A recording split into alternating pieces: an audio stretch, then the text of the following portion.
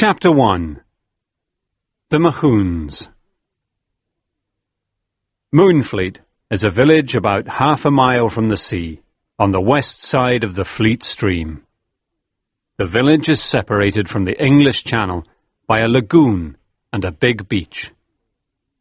When I was a child, I thought the village was called Moonfleet because on a calm night the moon shines brightly on the lagoon.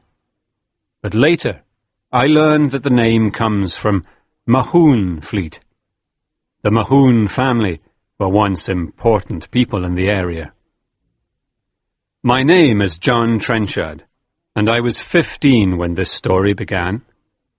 My parents had been dead for years, and I lived with my aunt, Miss Arnold, a kind but strict woman. It was late in October of 1757, and I was sitting in the living room reading a book called The Arabian Nights Entertainment.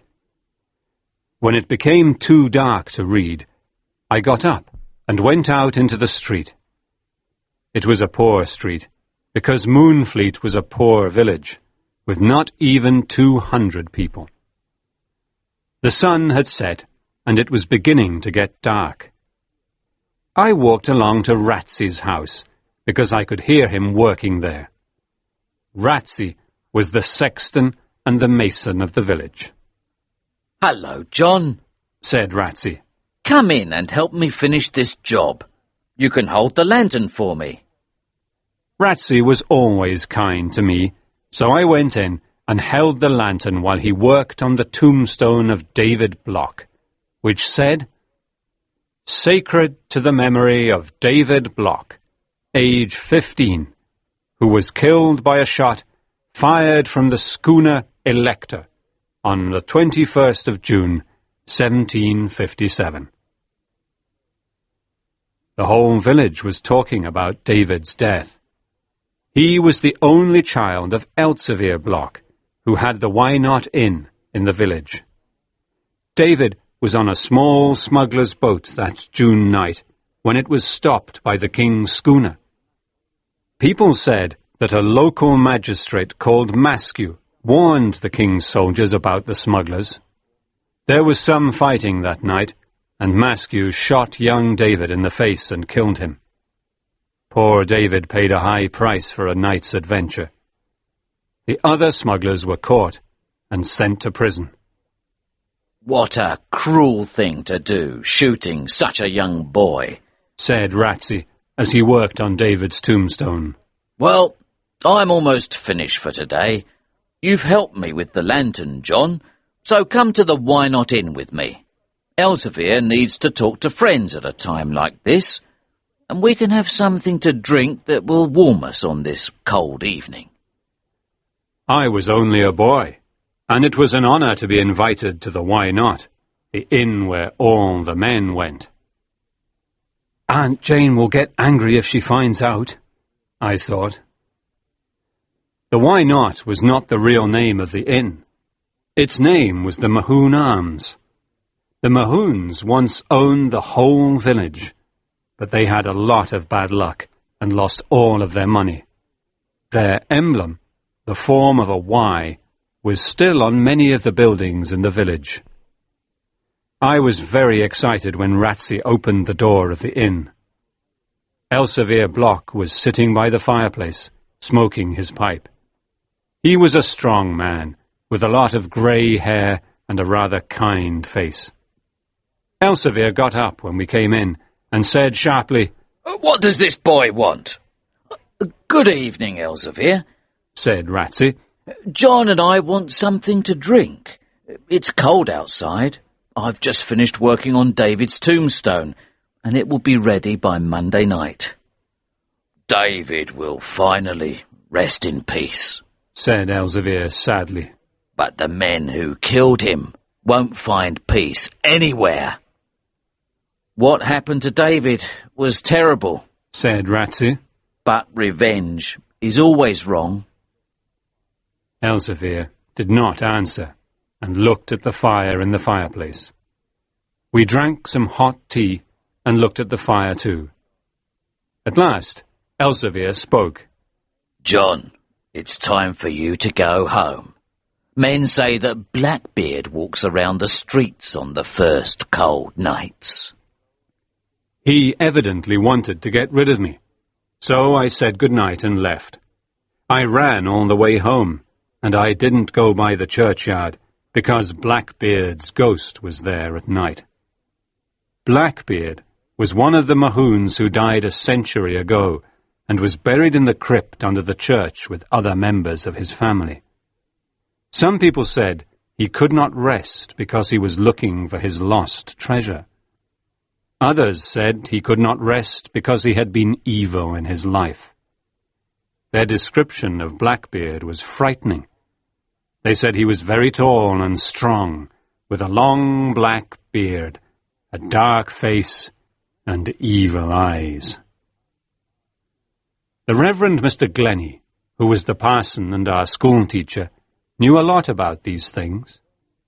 He said that Blackbeard's real name was Colonel John Mahoon. During the Civil War, King Charles I was a prisoner and gave him a huge diamond in exchange for a favour, to help him escape. Mahoon took the diamond, but did not help the king escape. He hid the diamond somewhere, and after the war he returned to Moonfleet, where everyone hated him. Mahoon died, and the secret of the diamond died with him. So now his ghost was trying to find the precious diamond.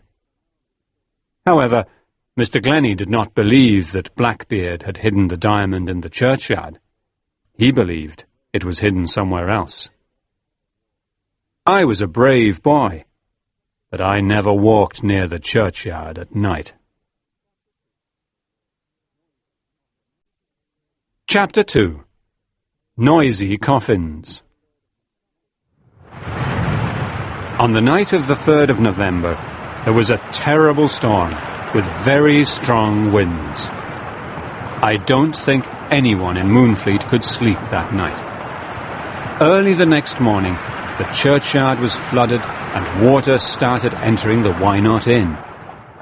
But by 9 o'clock, the wind stopped blowing and the sun came out. Before noon, the people of the village came out of their houses to talk about the terrible storm. This storm was important to me, because it changed my life. Now, I will tell you how. Very few people came to church on Sunday morning after the flood. Mr. Glennie, Ratsey, a few of us boys, some old women, and, strangely enough, Elzevir Block, who never went to church.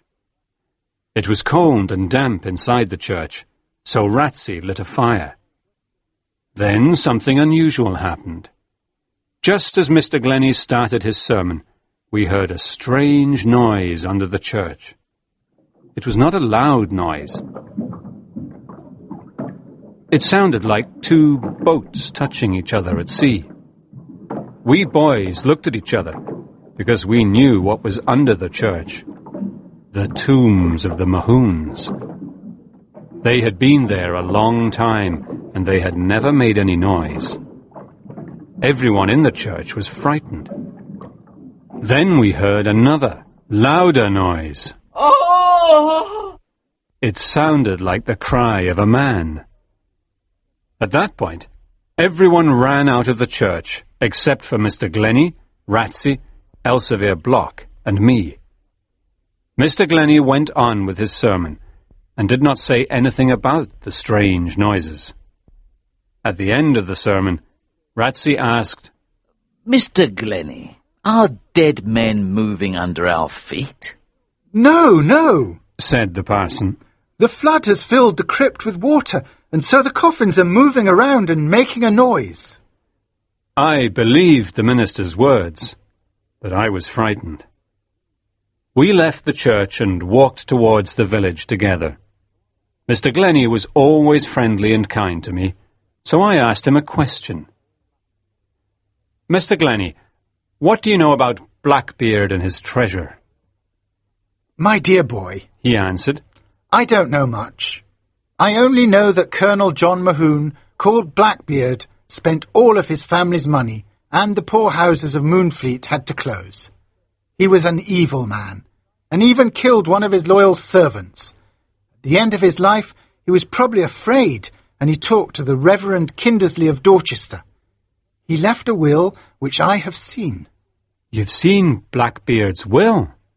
I asked excitedly. Yes, said Mr. Glennie. He said that his treasure, which was the diamond, should be sold and the money used to repair the poorhouses. But he never said where the diamond was hidden. He probably wanted to get it himself, sell it, and then give the money to the poorhouses. But he died before he could get it. So people say he can't rest in his tomb until the treasure is found and the poor are helped. I thought a lot about what Mr. Glennie said. Perhaps I could find the diamond one day and become a rich man. I also thought a lot about the noises under the church. I decided that coffins did not make those noises because they get old and the wood breaks after a few years. But what made those strange noises? So on Monday after school, I ran down the street and across the fields to the churchyard. I wanted to listen to the Mahoon coffins. I could not get into the church because Ratsey had the key, but I stood outside and listened carefully. Everything was silent. Those strange noises had stopped.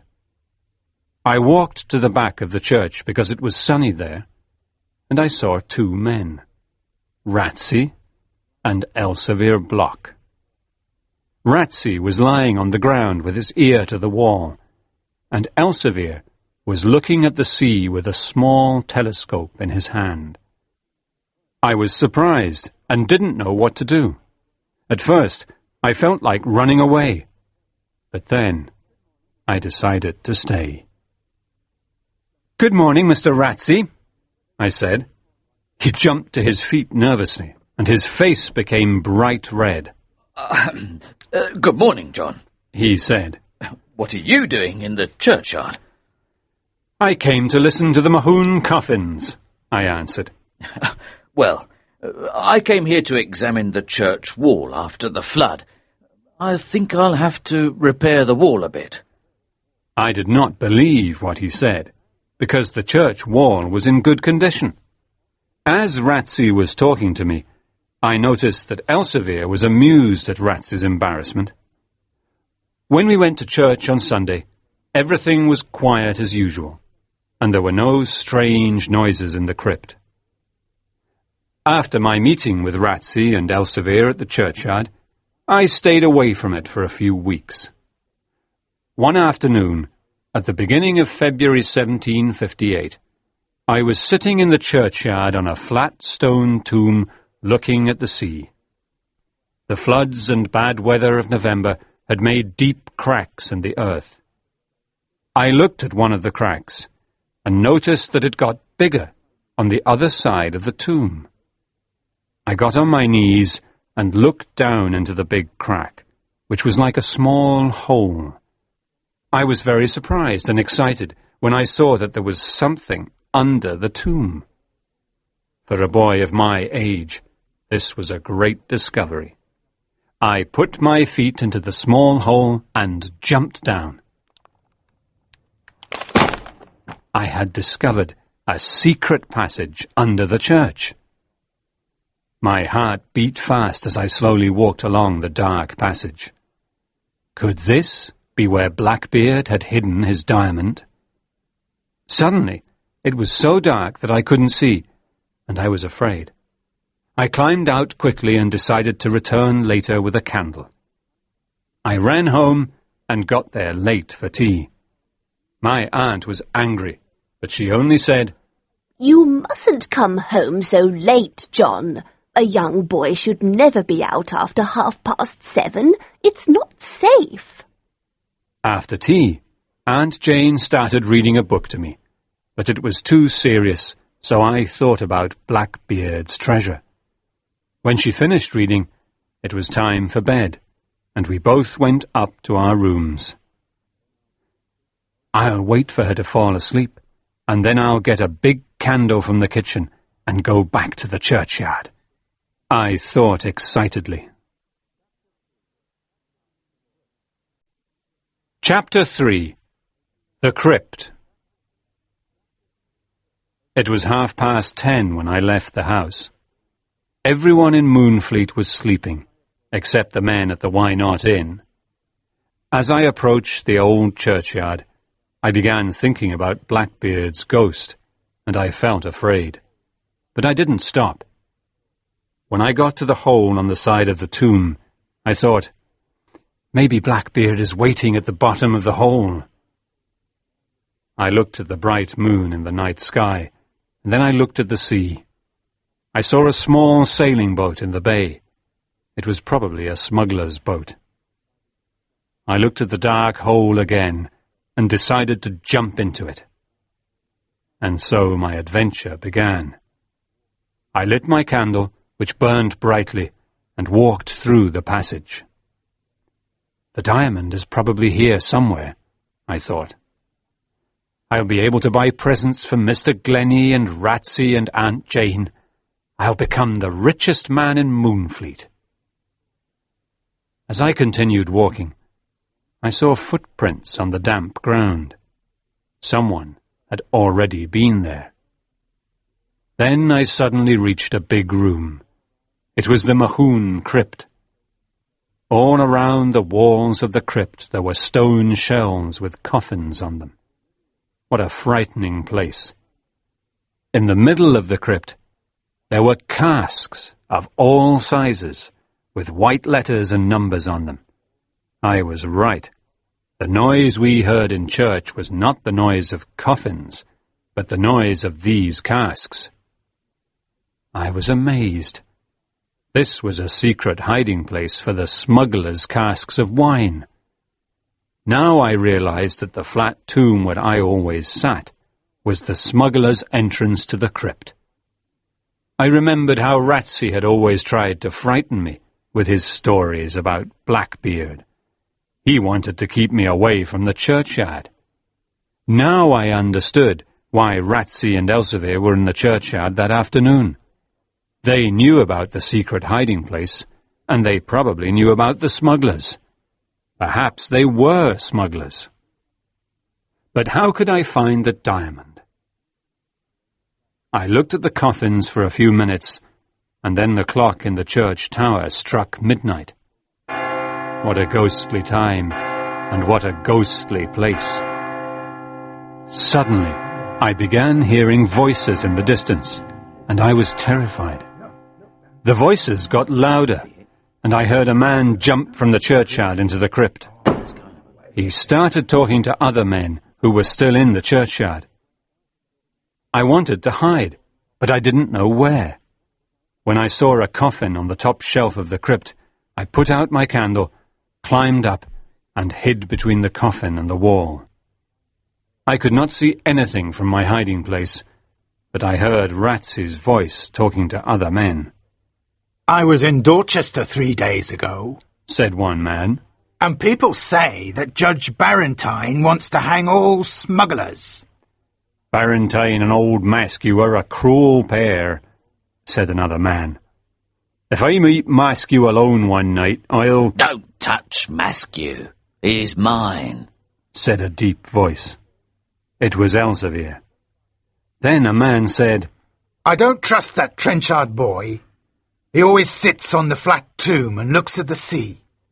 I even saw him tonight with my telescope. I think he's Maskew's spy. He tells Maskew everything he sees. You're right, said another man. I've seen him near the Maskew house many times. The man was right. I liked Grace Maskew, and when she was very ill, I sat near her house, hoping to see Dr. Hawkins. One day I saw him and asked him about Grace. He was a kind man and said she was getting better. This made me happy. No, the Trenchard boy isn't a spy, said Ratsey. He sits on the flat tomb of the churchyard because he likes looking at the sea. He's a good, simple boy. He believes everything I tell him.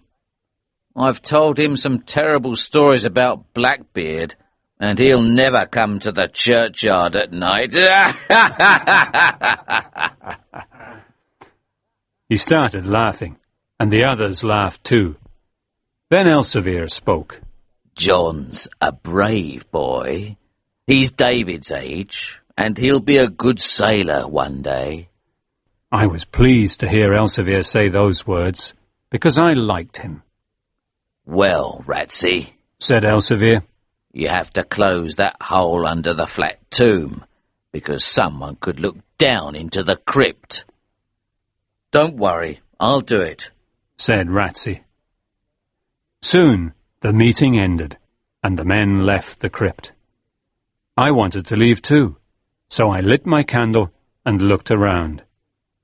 I tried climbing down from the stone shelf, but I slipped and grabbed the old coffin.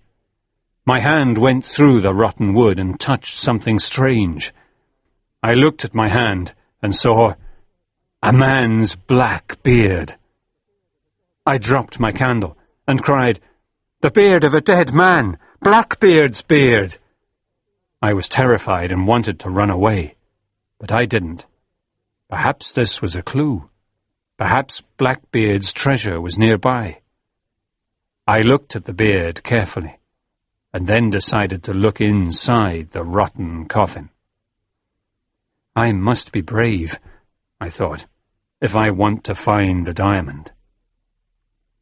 I slowly opened the old coffin, and inside I saw the skeleton and old clothes of Colonel John Mahoon. I put my trembling hand inside and looked for the diamond, but it was not there. However, I found a locket around Mahoon's neck. I slowly took the locket out of the coffin and opened it, hoping to find the diamond inside. But the diamond was not inside. I only found a folded piece of yellow paper with some words from the Bible. Those were probably words to keep bad spirits away, so I put the locket around my neck. Perhaps the words would keep Blackbeard's ghost away from me. I went to the end of the passage and wanted to climb out of the crypt into the churchyard. But the hole was closed. Ratsey had closed it that night after leaving the crypt. My candle went out, and I was now a prisoner in the dark crypt. I was too tired to be scared, and I sat down on the damp ground and fell asleep. The 16th of April. When the people of Moonfleet found out about the auction, they were angry with Maskew. For days he didn't come into the village. The people knew that Maskew wanted to help the king's soldiers arrest the smugglers, but no one understood why. Some said he was evil and liked hurting people. Others said he wanted to get rid of the smugglers so that he could control the smuggling business. In the past, I had seen him standing at the window of his mansion with a telescope in his hand, looking at the sea. He was probably looking for the smugglers' boats. One evening, in the Why Not Inn, Elsevier said to me, "Sit down, John. I want to talk to you. That devil Maskew is trying to catch us smugglers, so we must be very careful with the next cargo.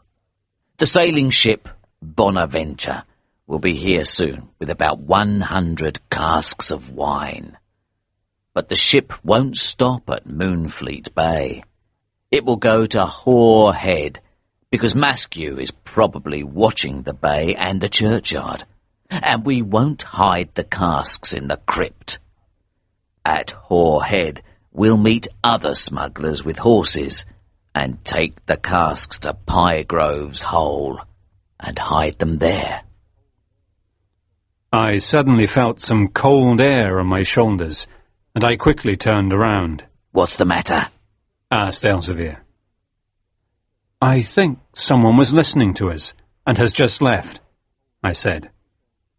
I felt some cold air on my shoulders. No, said Elsevier. you felt cold air because it's a windy night. Don't worry, John. No one was here. Elsevier, I asked nervously, are we leaving the Why Not Inn tomorrow? Yes, John.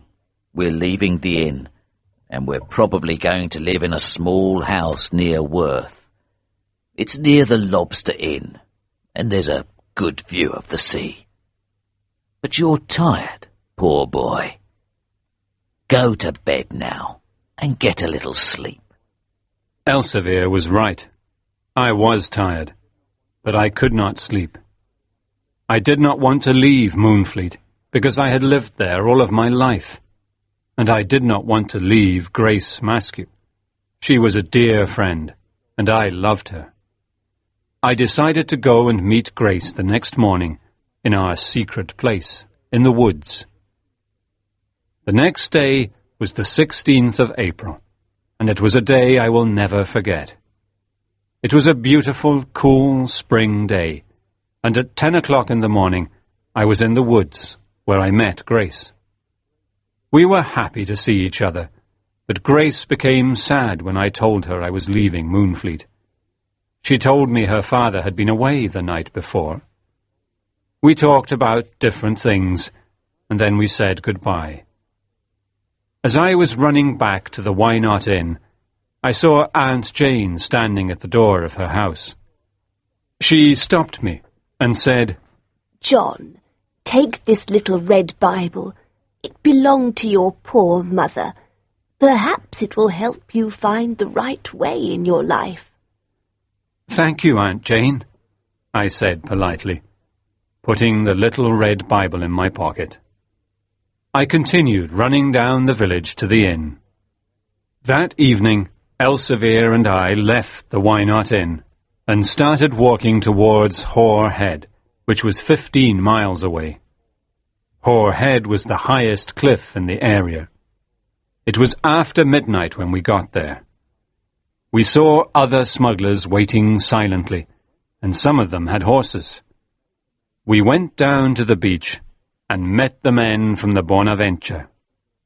Most of them were French or Dutch.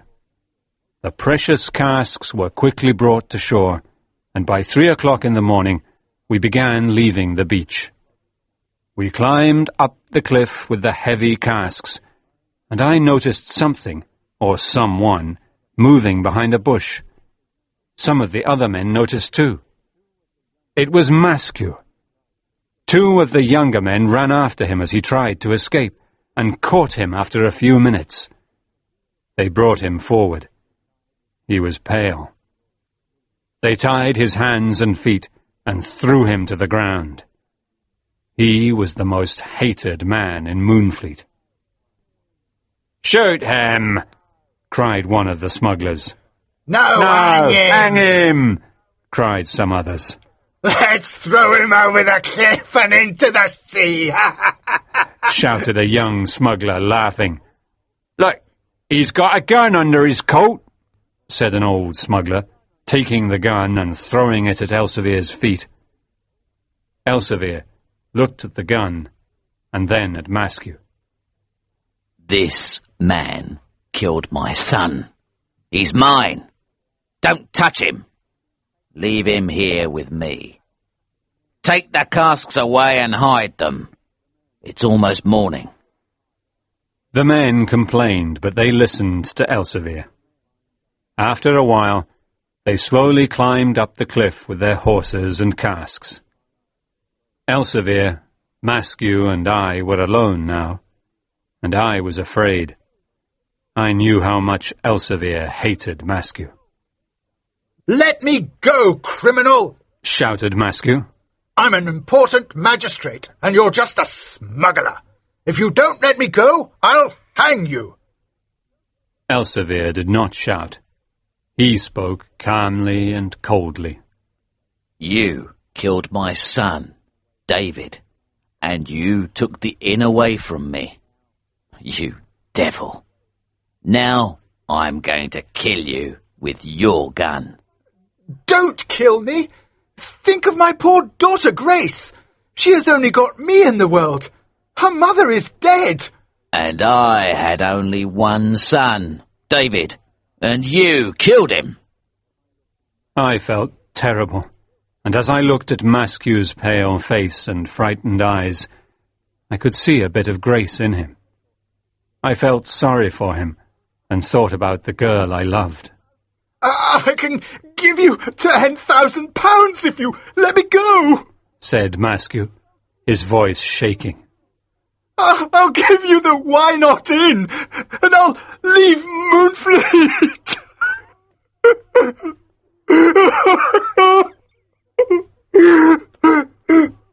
Maskew started crying like a baby. It was a sad scene. I looked at Elsevier in the eyes and said, "Please don't kill him. Think of his daughter, Grace. She'll be all alone. Let him go, Elsevier." Elsevier raised the gun and pointed it at Maskew's head. At that moment, I pulled Elsevier's arm and the gun went off, but Maskew was not hit. Suddenly, we heard voices on the cliff above us, and we looked up. There were about 20 of the king's soldiers standing on top of the cliff, with their guns pointed at us. "Stop where you are!" cried one soldier. "You're prisoners of the king!" "Someone told them about the ship!" cried Elsevier angrily. "And I know who it was. It was you, Maskew. You were listening to our conversation the other night at the inn. John was right. You're a dead man." Elsevier pointed the gun at Maskew's head, but at that moment some shots came from the cliff. Maskew fell over. He was dead. A shot from one of the soldiers had hit him in the head and killed him immediately. "Run to the side of the cliff and hide!" cried Elsevier. I started running, but I fell and I felt a terrible pain in my leg. "I can't walk any more," I said to Elsevier. He turned around, picked me up like a baby, and carried me away along the side of the cliff, while the soldiers continued shooting. Blackbeard's Riddle. Elsevier and I stopped when we were far from the soldiers. It was almost morning. "Can you stand up, John?" he asked. "Is your leg broken?" "I can't stand up. My leg hurts terribly," I replied. "Then you've broken it, my boy," said Elsevier sadly, looking at my left leg. "We have a quarter of an hour before the soldiers can get down to this side of the cliff. Listen carefully, John. With your broken leg, we can do one of two things. We can wait for the soldiers to come and take us to prison, or we can try to escape to a secret hiding place called Joseph's Pit." "How can I escape? My leg's broken and I can't walk," I said weakly. "I'll carry you, John. There's a difficult, narrow path along this cliff. It's called the Zigzag. Few men know about it, and even fewer men can walk on it, because it's very steep and dangerous. If you fall from the Zigzag, you're a dead man, because below you there's only the sea and the rocks." "It's better to die on the rocks or in the sea than go to prison," I said. "Let's go, Elsevier," "The soldiers will never follow us on the Zigzag," said Elsevier, looking up at the soldiers. Elsevier picked me up, and we started walking. I understood his courage and his love for me. "Remember, John, don't look down," he said. "Just shut your eyes." The path was difficult and dangerous. I was terribly frightened, and I often shut my eyes because I didn't want to see where we were going. Too many things had gone wrong in the last few days. We lost the Why Not Inn, the soldiers found out about our smuggling, and I broke my leg. And now We were looking for a place to hide. Why did Elsevier and I have all of this bad luck? At a certain point, Elsevier said, Let's stop here for a few minutes. I need to rest. I'm not a young man anymore. Joseph's Pit is the perfect place for us, because you must rest your leg a long time before you can walk again. Thank you, Elsevier, I said, trying to smile. My leg hurt terribly, but I did not complain. We were soon moving again, and Elsevier's strength amazed me. We finally reached the secret hiding place by evening, and we were both very tired. Here we are, said Elsevier. This is Joseph's Pit. It's a big cave near the sea, and we'll be comfortable. No one can find us here. I looked around and saw that there was an opening at the far end of the cave. I felt the fresh sea air and was happy to be there. Elsevier gave me some water to drink, and I fell asleep on a bed of sand. I was very ill with a high fever for many days, and he looked after me like a mother looks after her child. At night, he went to find food, and during the day he never left me alone. He was able to tell Ratsy where we were, and Ratsy often brought us food, which he left at an old house nearby. Ratsy was a real friend, and he helped us as much as he could. Well, John, when your leg gets better, we have to leave England and take a ship to France, said Elsevier one evening. We'll stay there until the soldiers stop looking for us. Then we can return. By the middle of May, my leg was getting better. One night, when Elsevier was away looking for a ship to take us to France, Ratsy came to the cave and talked to me. I've got bad news, John, he said, pulling a piece of paper out of his pocket. Read this. The king's soldiers are still looking for you and Elsevier. Now there's a price on your heads. £50 for Elsevier and £20 for you. They think Elsevier killed Maskew. You're both in big trouble. Elsevier went out to look for a ship to take us to France, I said. Good. I'm glad, said Ratsy. Stay away from England until things are quiet. I hope he finds a ship tonight, I said. Ratsy left the cave, and I was alone and worried. There was a big storm outside. For some strange reason, I started touching the locket around my neck and opened it. I took out Blackbeard's piece of paper and started reading it. There were words from the Bible, so I opened my little red Bible and found them. But there were some mistakes. Blackbeard had written 2 numbers before the words each time, but only the first number was right. What did the second number mean? Was it a riddle? Could I solve it? I read the numbers and the words many times. Perhaps the second numbers hid Blackbeard's secret. And I was right. I soon solved the riddle and discovered Blackbeard's secret. The number 4 meant the 4th word, and I found 5 of them.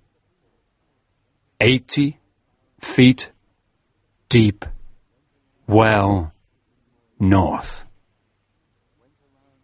What did these words mean? They went around in my head as the wind blew outside and I fell asleep. The next morning, I woke up and saw Elsevier.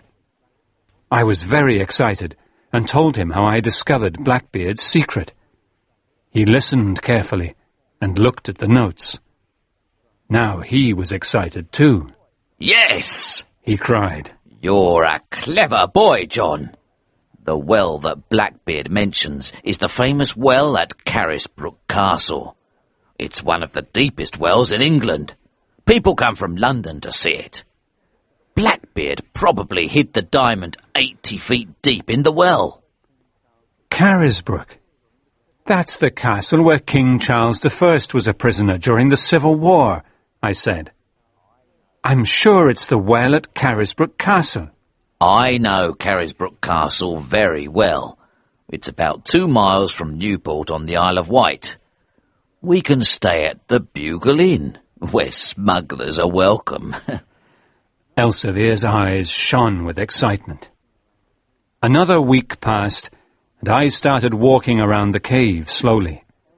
I was getting stronger every day. Elsevier went to meet Ratsey one night, and came back with clothes and a whip. They were the clothes of a carter.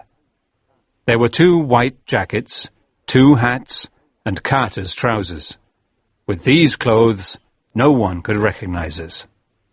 Your leg is much better now, John, and we can leave in 2 days, said Elsevier. The Bonaventure will come, and we can go on board at night. I immediately thought about Grace, because I wanted to see her before leaving. But I didn't want to tell Elsevier. Can I go back to Moonfleet before leaving for Carisbrooke? I'd like to see my old village one last time, because I love it.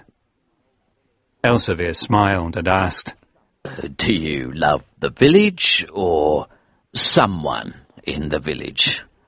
My face became red, and I said, I love Grace Maskew. Elsevier was silent at first, and then said, She's a good girl, and I'm glad I didn't kill her father. You can go and see her, but wear the carter's clothes, and be very careful. I'll wait for you here. Be back by midnight. It was dark when I left the cave, and I walked all night until I got to Moonfleet the next morning. I went to Grace's house and knocked on the door, hoping she was alone at home. When Grace opened the door, she did not recognize me in the carter's clothes. Grace, I said softly. It's me, John Trenchard. Are you alone at home? John! She exclaimed. Come in. She put her hand in mine and smiled at me. Grace wore black clothes now because her father was dead, and she had a thin, pale face. I loved her very much. Let's go outside and sit in the garden, she said warmly. I explained everything that had happened to me. I told her about the last minutes before her father's death, and she cried. But she was not angry with me. Then I showed her Blackbeard's locket, and she read the writing inside. I told her about the diamond, and how I wanted to find it and become the richest man in Moonfleet. Before I left, Grace said, John, I've kept a candle burning in the window every night in the past. I'll keep it there, and I'll always think of you until you come back. Be careful. Remember that Blackbeard's diamond is evil, and it has a curse on it. If you find it, use it to help the poor. We kissed, and then I left. The Well. I returned to the cave at midnight, and quickly fell asleep. The next night, Elsevier and I went aboard the Bonaventure, and we left the Dorset coast for the Isle of Wight. Early in the morning, we were already walking in the streets of Newport, and soon found the Bugle Inn. The owner of the inn remembered Elsevier and was very kind to us. He gave us a big, clean, sunny room and lots of good food. Elsevier was a prince among the smugglers. He was out most of the day getting information about Carisbrooke Castle, which was now used as a prison for French prisoners. I remained at the inn and waited for him. He was a clever man and made friends with the guards of the prison. He entered the castle a few times and saw the well. I wanted to get to the well without telling the man who looks after it, Elsevier said. But it's impossible, because I need his help. I don't trust him, but I had to tell him about the treasure in the well. He said he'll help us if we give him some money. When are we going to see the well? I asked. Tomorrow morning at 6, said Elsevier. The next morning we left the Bugle Inn before 6 and walked to the castle. It was a hot, rainy July morning, and we got wet. The man who let us in was big and tall and about 30 years old. He had black hair, and I didn't like his eyes. He took us through many rooms, and we finally got to the well. Who is going down into the well? Asked the man. I am, said Elsevier, holding a long rope. No, Elsevier, I said. Let me go. I'm smaller and lighter. Please. All right, John, go on, but be very careful and don't look down, said Elsevier. You can't trust a boy down there, said the man, looking at the well. John isn't a boy. He's a man, and I trust him, said Elsevier.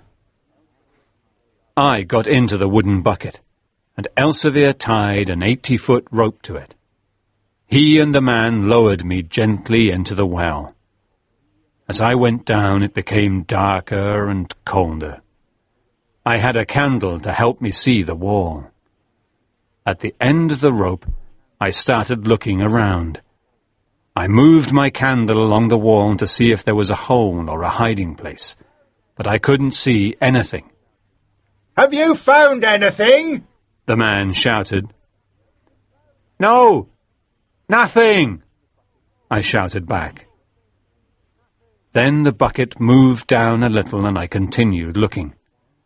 Suddenly, I saw the letter Y clearly marked on a stone of the well. It was the symbol of the Mahoons. I moved the stone a bit with my hand and then pulled on it. It came out of the wall, and I saw a small hole. I put my fingers into the hole and pulled out a tiny bag. I opened the bag slowly and found a diamond as big as a walnut. It was Blackbeard's diamond. I had never seen a diamond before, and I turned it between my fingers. It was beautiful. What are you doing? Shouted the man. Have you found something? Yes, I shouted. I found the diamond. Pull me up. They pulled me up quickly, and at the top of the well, I saw the man's face. Give me the diamond. Put it in my hand. No, I said. Let me get out of the bucket first. Let the boy get out of the bucket, said Elsevier angrily. I climbed out of the bucket with the diamond in my hand. Give me the diamond, cried the man. You found it in my well, so the diamond is mine. Then he turned to Elsevier and said, I know who you are. Your name is Block, and there's a price of £50 on your head. I quickly put the diamond into my pocket. Careful, Elsevier, I cried. He's got a gun. The two men started fighting, and although Elsevier was older, he was much stronger. As they fought, the man slipped on the wet stones and fell into the well, screaming. We heard a loud noise when he got to the bottom. Elsevier was sad, because he did not want to kill him. I started thinking of Grace's words. The diamond is evil. It has a curse on it. I looked at Elsevier and said, Let's throw the diamond back into the well. It's evil, and it has a curse on it. Elsevier thought for a moment and then said, No. You're good and honest, John. Give me the diamond and I'll keep it for you. You know you can trust me. I gave it to him. When we got back to the Bugle, I went upstairs and lay down on the bed, trying to rest and think. Elsevier was downstairs talking to the owner of the inn. When he came upstairs, he said, "It's dangerous for us to stay here, John. There's a Dutch ship leaving for Holland tonight. The owner of the Bugle knows the captain, and he'll take us. The city of The Hague is the most important market in the world for diamonds." So, a few days later, we arrived in the port of Scheveningen and stayed in a small inn with some sailors. One night, Elsevier pulled the little bag with the diamond out of his pocket and said, "Here, John, you keep it. It's yours. Remember, if you become rich because of this diamond, use the money to rebuild the poorhouses in Moonfleet. That's what Blackbeard wanted to do with it." I put the diamond in the locket around my neck, because it was the safest place. When I was alone, I often opened the locket and looked at the beautiful diamond and dreamt of becoming rich and marrying Grace. But then I always remembered Elsevier's words. Since Elsevier's mother was Dutch, he could speak that language quite well, and he asked around about diamond dealers. He learned that most of the diamond dealers lived in one part of town, and the best one was Crispin Aldobrand. He was rich, he was a good dealer, and asked few questions. He was the right man for us.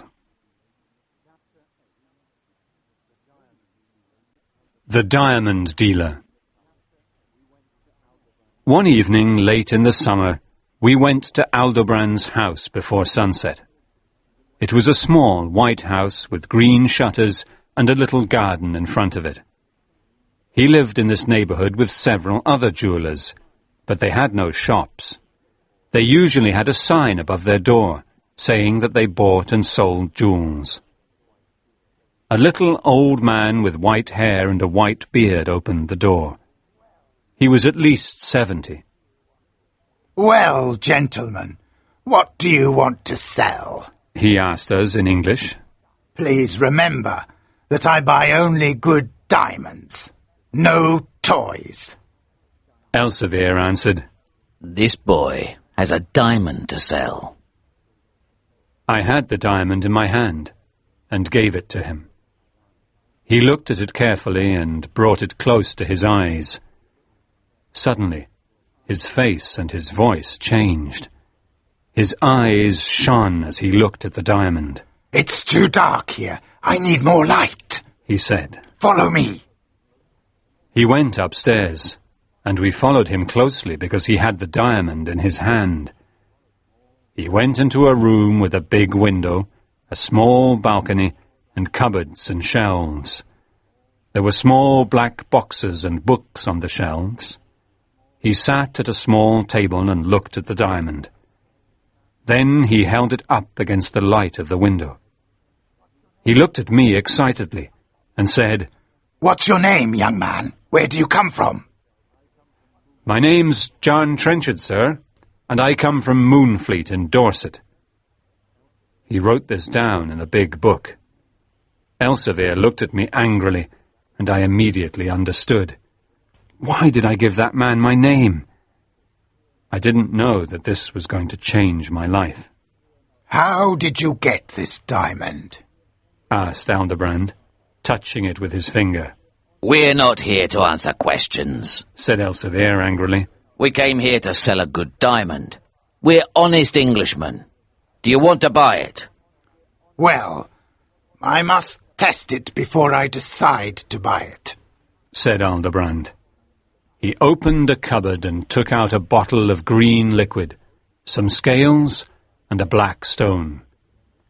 He weighed the diamond, rubbed it against the black stone, and then put a drop of green liquid on it. As I waited for Aldobrand's decision, I stood on the balcony and looked at the small garden with tall red flowers and a pear tree. How much money is the diamond worth? I thought excitedly. £10,000, or 50,000, or perhaps 100,000. Suddenly, Aldobrand turned around and said, "Gentlemen, This diamond is not a diamond. It's only a pretty piece of glass. It didn't pass any of the tests. First, it's too light. A diamond is heavier. Second, it didn't make a white line on the black stone. And the green liquid did not become orange when it touched the diamond. What? Said Elsevier, who was very disappointed. I can't believe it. But I can give you £10 for it, said Aldebrand, looking at us carefully. £10? Cried Elsevier angrily. We don't need £10. This diamond has a curse on it. He took the diamond and threw it out of the window into the garden. Aldebrand stood up and cried, "Ah, you fool! Why did you throw it out of the window?" Elsevier took my arm and pulled me out of the room and down the stairs. He was very angry as we walked back to our inn. Leave that diamond alone, John. It's cursed. It has brought us bad luck. No, Elsevier, the diamond is ours, I said. And it's not a piece of glass. We were fools to believe Aldebrand. I saw his face and his eyes when he looked at the diamond. He knew it was a precious diamond. We must go back to Aldebrand's garden and find it. I saw it fall near one of the tall red flowers. I can find it. I'm sure I can, Elsevier. No, John. Listen to me, said Elsevier. That diamond's cursed, and it will bring us more bad luck. Forget it. Please, Elsevier, I said excitedly. Let's go to Aldebrand's garden tonight and I'll find the diamond. I don't know, John, he replied. Elsevier finally agreed with me, and that night we went back to Aldebrand's house. Everything was dark and silent, and we saw only one light in Aldebrand's upstairs room.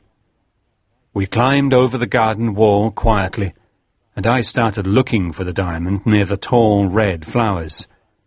But it was gone. Aldebrand's already found it, I said softly. He knows it's not a piece of glass. Now, I'm going to climb on the pear tree and look inside his room. I'll follow you, said Elsevier. But be careful, John. Don't worry, I said excitedly. I climbed up to the balcony and saw Aldebrand sitting at his table, looking at my diamond. I was very angry because Aldebrand had stolen it. Without waiting to ask Elsevier what to do, I jumped through the window and into the room and put my hand on the diamond. Elsevier was behind me. Aldebrand screamed. "Thieves! Thieves! Help!" Suddenly, 6 big men who were Aldebrand's servants came into the room and hit us with sticks. I fell to the floor. I saw Elsevier fighting bravely, but then he fell too. A storm at sea. Elsevier and I were taken to prison, a horrible Dutch prison. During the trial, we told our story to the judge, but he did not believe us. He believed Aldebrand, who told a very clever story. "These Englishmen jumped through the window of my room and wanted to steal one of my precious diamonds," said Aldebrand, looking at the judge. Liar! Thief! Shouted Elsevier. That diamond was ours, not his. He's a liar and a thief. The judge turned to us and said, "You two will spend your life in prison for this crime." Elsevier did not complain, but I was furious. All of my life in prison, I thought. I'm just a boy and now I'm ruined. Was Blackbeard's diamond really cursed? As we were walking out, I looked at Aldebrand and said, "Good day, Mr. Aldebrand, liar and thief. That diamond will bring you only evil in this life and in the next." Elsevier and I were soon separated, and I rarely saw him. The prison was cold, dark, and dirty, and there was only bread and water to eat. Every day the prisoners had to work hard to build a big fort nearby, and that is what we did for 10 years. These were long, difficult years, without a moment of rest or happiness. Then one morning, when I was a man of 26, a guard said to us, "You're leaving Holland, and you're going to Java to work on the Dutch sugar farms." "Is this my future? Working and dying on a sugar farm in Java," I thought, angrily. "I'll never see Grace or Moonfleet again. Blackbeard's diamond was cursed." That morning, I saw Elsevier, whose hair was now white. We were very happy to see each other. He was going to Java too, on the ship called the Aurungzebe. We left Holland with bad weather, and it got worse every day. After a week, there was a big storm at sea, with tall waves, strong winds, and rain. As Elsevier and I looked towards the shore, we suddenly understood where we were. We couldn't believe our eyes. Moonfleet Bay. Soon the ship started sinking. The prisoners and the guards were terrified because they knew nothing about a storm at sea. But Elsevier, who had lived his life on the sea, tried to help them. "Don't take the lifeboats," he cried. "You'll never get to shore. Stay on the ship until she gets to the bay near the beach, and then jump. Listen to me. I was born here. I've seen hundreds of storms in Moonfleet Bay." But no one listened to Elsevier. Everyone tried to get into the lifeboats, and they all died in the rough sea. Elsevier and I stayed on the ship until the last minute. "John, listen to me," he said loudly. "Jump when I tell you. The men on the beach will throw us a rope, and we must catch it before another big wave comes. Remember, the big waves are dangerous because they'll pull you back into the sea. Goodbye, John, and God save us both." I held his big hand and waited to hear the word jump. "Jump now!" he shouted suddenly. We jumped into the rough, cold sea, and we could see the men on the beach with the ropes. I was very cold and weak. Elsevier caught one end of a rope and said, "Take this rope." He pushed me onto the beach with his strong hands. He saved my life. Then I heard a big wave coming behind me, but I couldn't turn around. A minute later, I was lying on the beach and I was shaking with cold. A crowd of men and women stood around me, but I couldn't speak. I remember that some men put warm blankets around me and carried me to a fire where I fell asleep. Was this all true? I thought as I woke up. Am I in Moonfleet and a free man now? I was lying on the wooden floor of the Why Not Inn, and I heard a voice say, "Elsevier." "Elsevier," I said. "Where is Elsevier?" "Who's asking about Elsevier?" said a voice I knew. It was Ratsy's. "Don't you remember me, Ratsy?" I said, sitting up and looking at him. "I'm John Trenchard, who left Moonfleet long ago. Where is Elsevier?" Ratsy's face became white when he saw me, and then he came to me and shook my hand warmly. He asked me many questions, but I wanted to know about Elsevier. Ratsy spoke very softly and said, "You're the only person we found on the beach." "That's not true," I cried. "Elsevier was close to the beach when he gave me the rope and pushed me forward." "Yes, he saved your life, John," said Ratsy. "but a big wave got him and pulled him back into the sea." "No, no," I cried in despair. "He saved me, but he didn't save himself. Oh dear, Elsevier, I won't see his face or hear his kind voice any more. I loved him like a father." It was almost morning, and I put a blanket around my shoulders and went back to the beach. I wanted to find Elsevier's body.